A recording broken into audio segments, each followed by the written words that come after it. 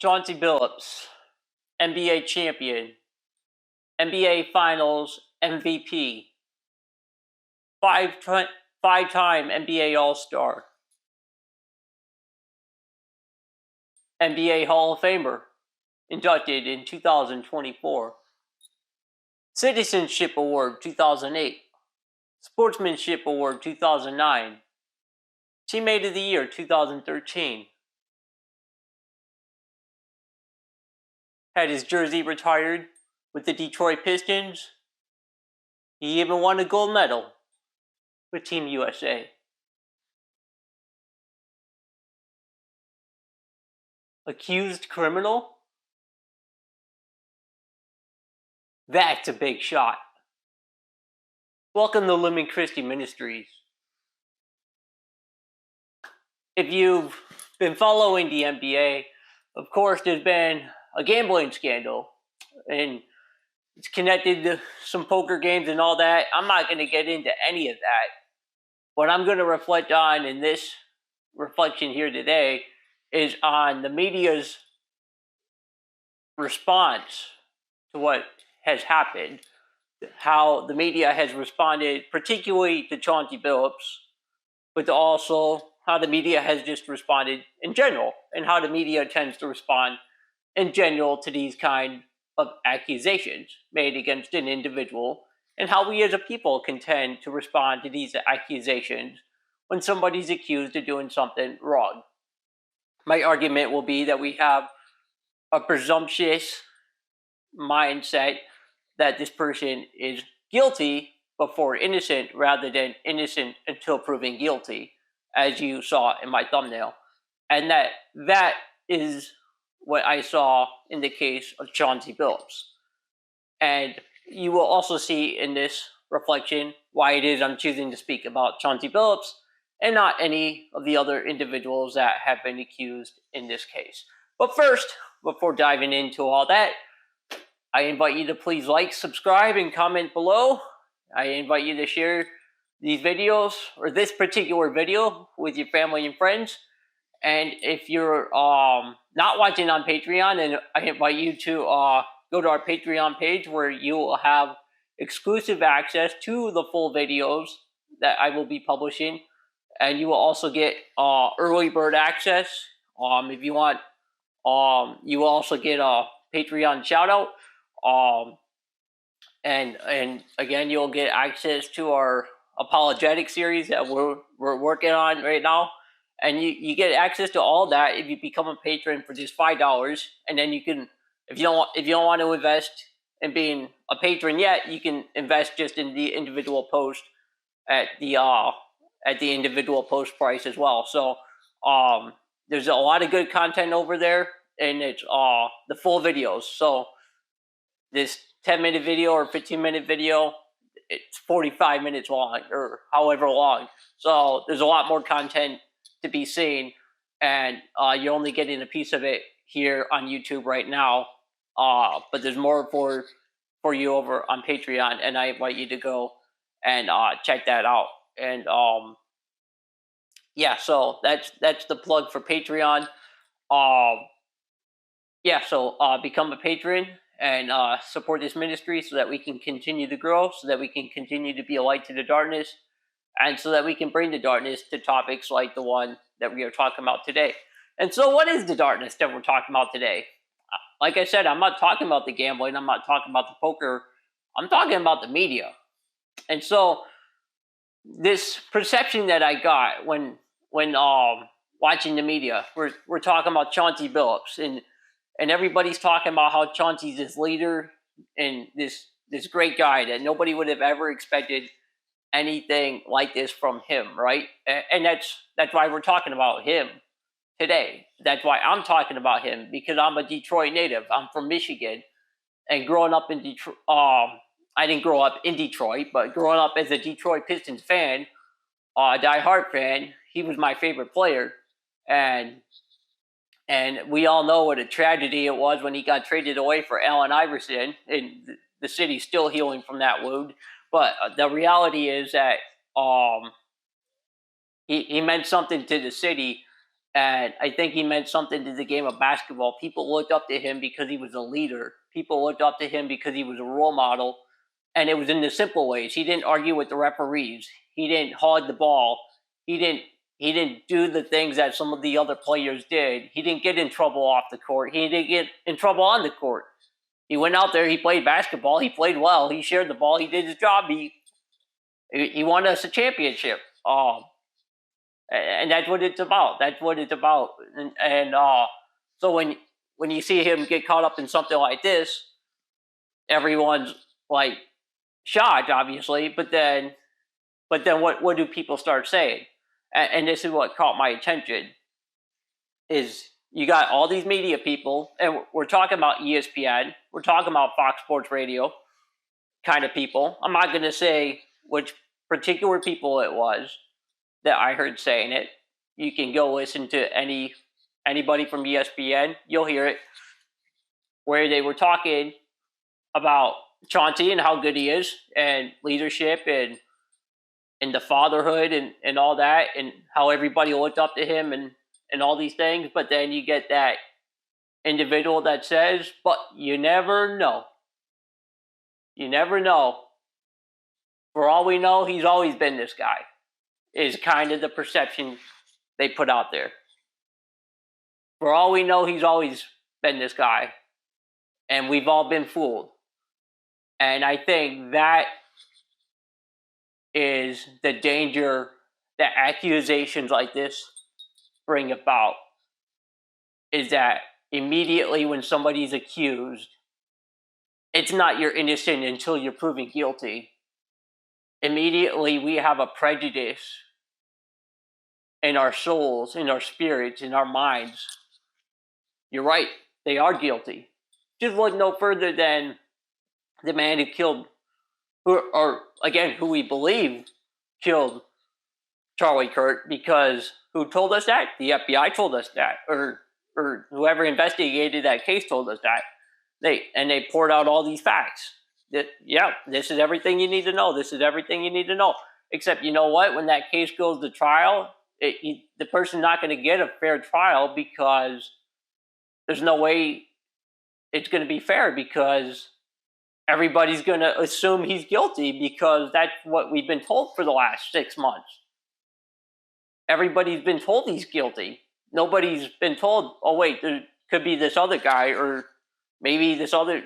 No, it's always been this guy named Tyler, and the whole story. The whole story's been revealed since day one. Everything we need to know about the case is as transparent as the light in this room, and it's really a danger that the FBI and other investigators are doing, being transparent like that, because now this individual is being seen as guilty before he even has a chance to prove his innocence. And that's the opposite of what we say when we say we're innocent until proven guilty. We are supposed to have the ability to go to court, have a fair and just trial, and only upon the judgment of the court and the jury are we guilty or not guilty, or our own plea of guilty or not guilty. But because of the way the media runs, because of the popularity of somebody like Chauncey, it explodes the second it makes the news. And we all make a prejudice based on whatever media source we're listening to, and how well we trust our media sources. Again, I think that's a danger. I think we need to have a better rooted system in discerning the actuality of this. So we back it up and say, does this fit Chauncey's character? It does not fit his character whatsoever. Is it possible he got caught up in something that he didn't know he was caught up in? Yeah, sure. That's always possible. Is it possible that he's going to have to do time of some kind? Yeah, that's possible. But is it possible that it's as bad as they're making it out to be? Yeah, that's possible too. But the reality that is being portrayed, that that just didn't sit right was this idea that like this idea that he's this criminal now, right? This alleged criminal, that he's in these $1 million poker games, whether he knew about it or not, and that just doesn't fit the man that we know Chauncey to be, or believe Chauncey to be. And but the deeper reflection is this: the other thing that people have been saying is, if he's found guilty, does he get pulled from the Hall of Fame?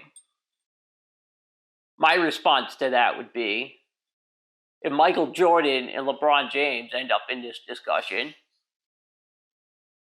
and according to the FBI, there's 30 more people in the investigation, and they're not done going after people.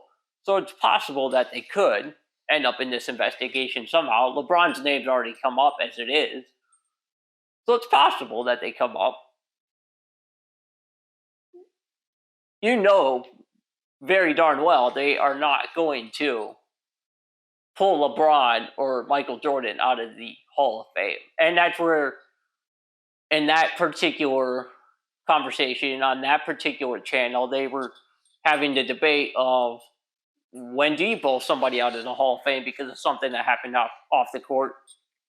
And when do you just kind of like, nope, your basketball career is your basketball career, your personal life's your personal life, the two remain separated. And certainly there's probably a gray area there, but I don't think in this case that would be fair, because of everything he did. Again, Teammate of the Year, Sportsmanship Award, a gold medalist. What was the other one that was really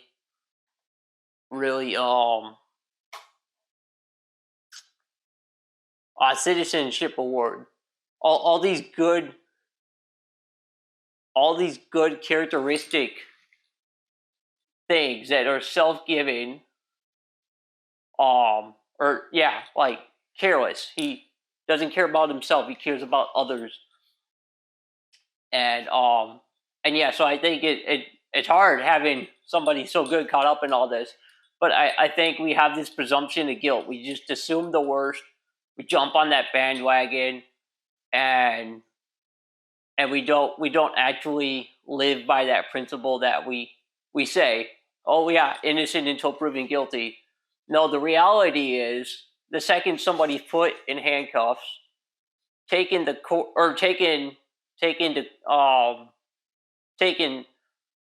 the jail, put in the booking cell, everything about what they're going through, even if they get bailed out within hours, and have to wait for their arraignment and all that. The whole process is one of somebody is accusing you of something, which means somebody believes that you're guilty of something, and this whole time, it's up to you to prove that you're innocent. At no point is anybody saying you're innocent, and we're just trying to make sure you're not guilty. And no, it's all about, we think you're guilty. It's up to you to prove that you're innocent. That's how the system actually works, guys. And that's contrary to how they tell you that it works. That's what we need to fix in America, and that's what we need to fix in the world. Is we need to recognize the way that we speak and the way that we live. Because the way that we speak is not the way that we live, and the way that we live is not the way that we speak. And so the reality is, this man, and not Chauncey, but like any man, gets arrested, gets taken to the court, or gets taken to the jail, and maybe he didn't actually commit a crime. Maybe he was just at the wrong place at the wrong time, but the cop's not listening to him, and the story's not matching up, whatever. And maybe he's that individual who actually is innocent, but you know what? He still ends up spending significant time in jail. We've seen that happen before. where an innocent man spends years upon years upon years upon years in jail. You know what that does? That damages their reputation. And even if they went, let's say you go to trial, you prove you're innocent, judge lets you out. You're still usually in some kind of booking cell or holding cell. You're not usually out and about in the free world, as far as I understand it, anyways. But let's say you do get out of the hard time, you get out, you still come out with that reality of every job you apply for now. Have you ever been arrested for a felony? Or have you ever committed a felony? Have you ever been charged with a felony? You still technically have to answer yes on an ethical matter. You explain, yeah, but the charges were dropped and all. Yeah, but like that reality of it's still like a stain on your life that the world put on you, even though you were innocent. And I think that is the danger of the media in our world today, is that they put a stain on fill in the blank, name, life, whether they're innocent or guilty, simply because it's a newsworthy story. And so I think we need to reflect on this. We need to reflect on this reality of, is our media simply defaming and slandering, or are they actually reporting? And that's where my reflection turns to this. There's a difference between reporting a news story and commenting on a news story. The people I'm talking about from ESPN and Fox Sports Radio or whatever, they're not news people. They're not media people. They're commentators.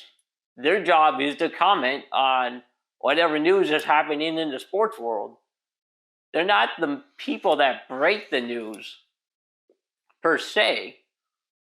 That's people within their network that break the news, but ultimately they just talk about it and offer their opinions on it. And I'm here offering my opinion on why I think their opinion was offered in an inappropriate, misunderstood, diabolical way. And I think that's what we need to be mindful of when evaluating these situations. Because obviously I have no way of knowing whether Chauncey or any of the other people involved in this situation are guilty or not. And really, does it affect my life in any way? No. And that's why I stopped watching sports. Because it has no effect on my life. It has no meaning or purpose. It can be entertaining, but it can also be a waste of time. But I'm inspired to talk about this idea because this man was an inspiration to so many. He is an inspiration to so many. And now, whether he's innocent or not, his career is shot down in the toilet because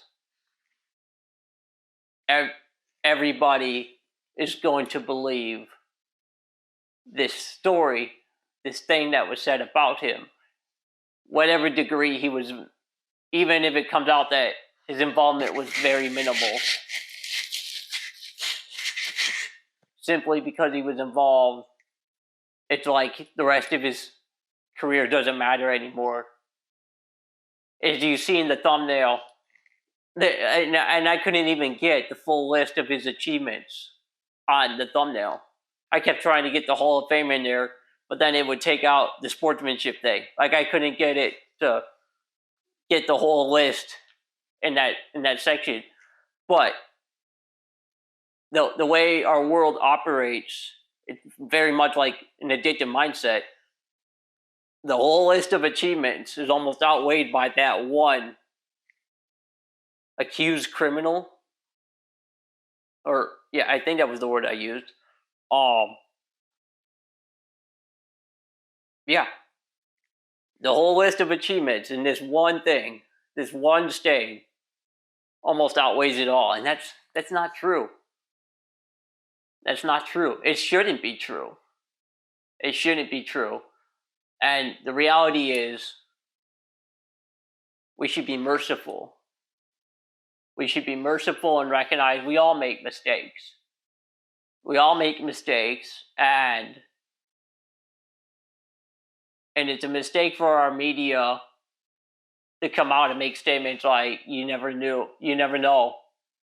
Maybe this guy was a con job the whole time and just put on this phony act. That was a mistake. And it's a mistake for them to come out and say things like they should be pulled, or making these derogatory comments. Those are mistakes that shouldn't be made. Because yeah, he got. I mean, if these charges were to stick, it would be a felonious charge, from what I understand, which is horrific. So that we're talking about something extremely serious. But slander and defamation of character is just as serious. And the right to a fair trial is just as serious as well. And again, that's the overall reflection here. How does one get a fair and just trial when one's being fed to the wolves as guilty before they even made the courtroom? If everyone, again, going back to Tyler, the man who's believed to have killed Charlie Kirk, if everyone believes that man killed Charlie Kirk before he even makes it into the courtroom, why in the world are we even going to go through with the case? Because ain't nobody going to find him innocent. Because everybody believes he's guilty, because that's what we've all been told. That's what we've been trained to believe. That's why transparency isn't always the way to go. We want that transparency because we think it's good. But it also prevents justice from happening. And in that particular case, it could literally lead to him spending 0 time behind bars, aside from whatever he spent behind bars currently. And that's a reality that our country has to face. We need to understand our words have meaning. And we need to ultimately root ourselves back in Jesus Christ,